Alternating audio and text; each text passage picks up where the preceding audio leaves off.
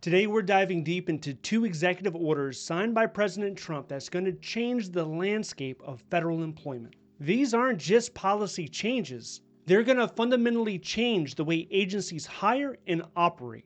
We're breaking that all down on how the federal employees are impacted, the job seekers, and taxpayers. Let's get into it. On January 20th, there was a wave of executive orders and actions. All of these orders made waves, but let's just focus on two for now. The first one, ending radical and wasteful government DEI programs and preferencing. This aggressively attacks what the administration believes is discriminatory practices under division, equity, and inclusion. The second one is reforming the federal hiring process and restoring merit to government service. This aims to overhaul what is seen as a broken and narrow hiring system. Let's unpack what these two mean. First, the DEI Order. It orders the termination of all DEI and related programs, positions, and mandates within the federal government. Many sources, they show that there was over 1,000 jobs related to DEI under the Biden administration. A couple of years ago, a senator was outraged to learn a DEI job in the Navy came with a $183,000 a year salary. Last year, I saw quite a few DEI positions, a lot of them GS-13, GS-14 within the Department of Defense. Now, you run a search on usajobs.gov, you're not going to see any of them.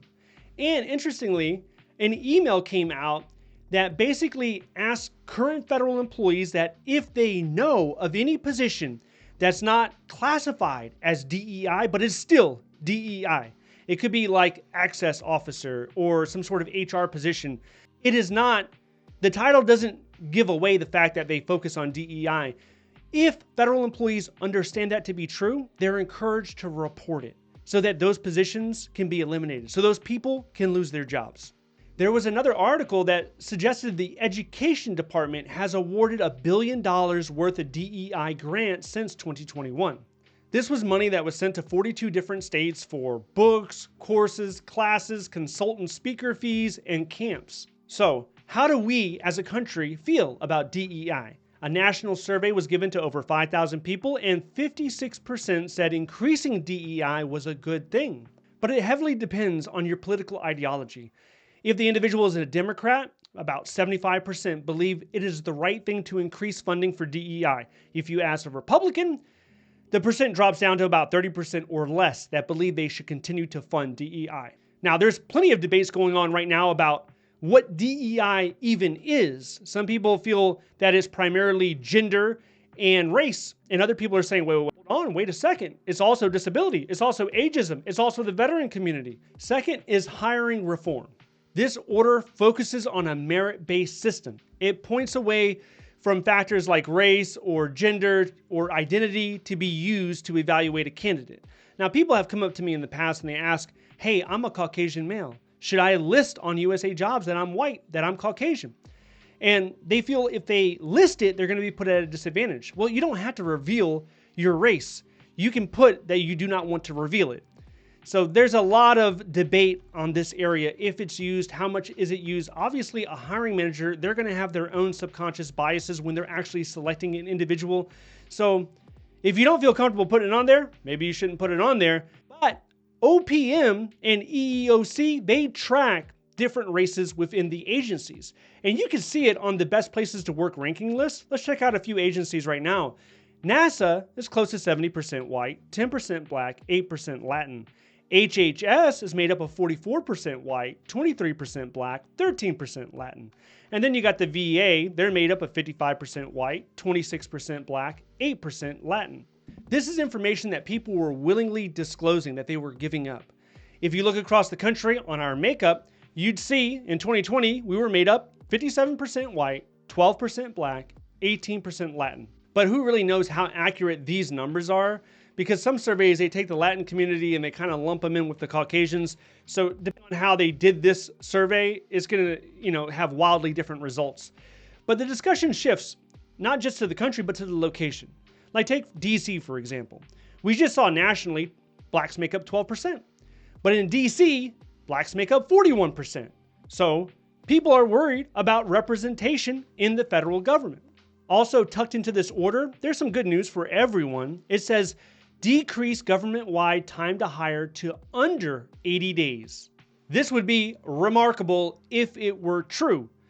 Last year, 2024, the average time to hire was 100 days. But many people saw times way longer than that. There are people that have waited 6 months, up to 12 months in certain cases when it comes to individuals waiting for clearances, specifically top secret clearances. So the time to hire drastically changes depending on not just the agency and the clearance level, but it also depends on the position. If you wanted to be a Border Patrol agent, you got a long wait ahead of you. So any focus on decreasing this time, it's hopeful, it's optimistic. I don't know how realistic it is though. So what are the results of these actions? Well, we're going to see terminations of DEI offices, all positions and offices related to DEI, to include the Chief Diversity Officer, which I think in many agencies, that's a GS-15 position. These are to be eliminated within the next 60 days. This includes, now this is an interesting part because it includes grants and contracts.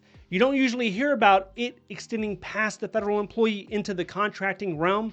We don't really discuss too much about the contractors, even though contractors, they exceed the number of federal employees. You look at the federal employees, everyone's outraged. They're like, oh, there's 2-3 million federal employees.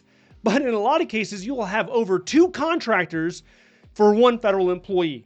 You have 5-6 million contractors. So proponents of this order, they're wildly happy. They feel like this restores true equality to the federal hiring process and it removes any perceived forced diversity quotas.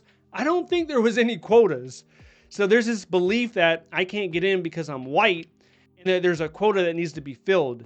And speaking with a lot of HR specialists, that's not really true. So there's this misconceived notion that you're not able to get in just because you're not a minority. And there's, like we just saw, there's plenty of white people that are serving in the federal government. In most cases, it's over 50% white. Now, people against this, they're worried that this is going to see a reversal of diversity gains and it reduces representation and inclusivity throughout the federal government. We're also going to see the incorporation of data analytics, digital platforms, and new assessment methods under the Chance to Compete Act of 2024.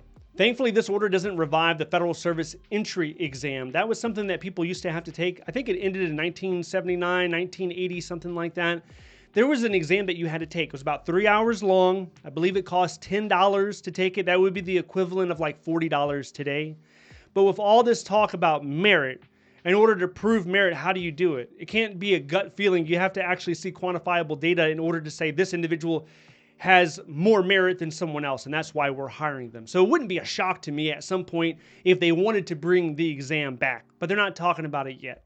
So what's the impact? Well, the federal government, they need to be more strict on the qualifications on who they're selecting to hire.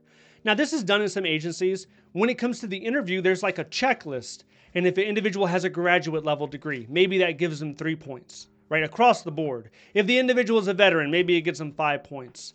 So people are evaluated and their experiences adjudicated in a more quantifiable way.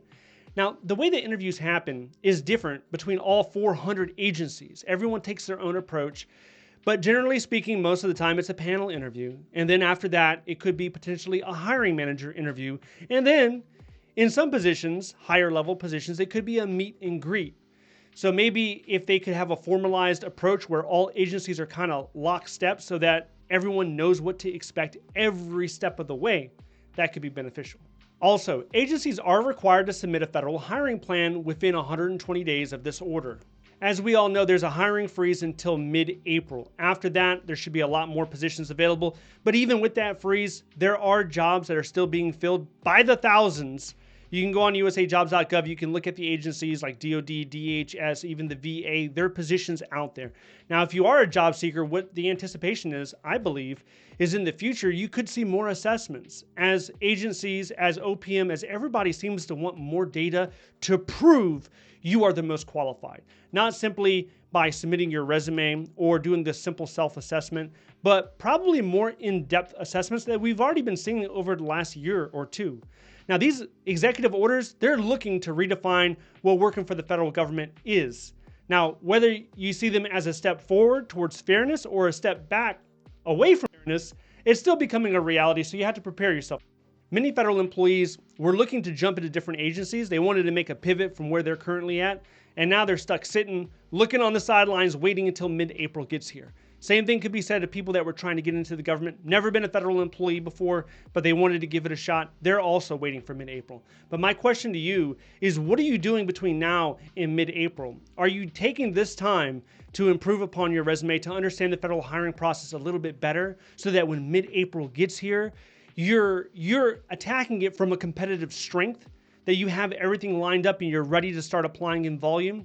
If you're not, then that's where your time should be spent. And if you want to know more about the federal process, from when you create your usajobs.gov account to when you accept your final job offer, then I want you to check this video out next. If you need a federal resume example, check out the links down below. Thank you so much for watching. I'll see you in the next one.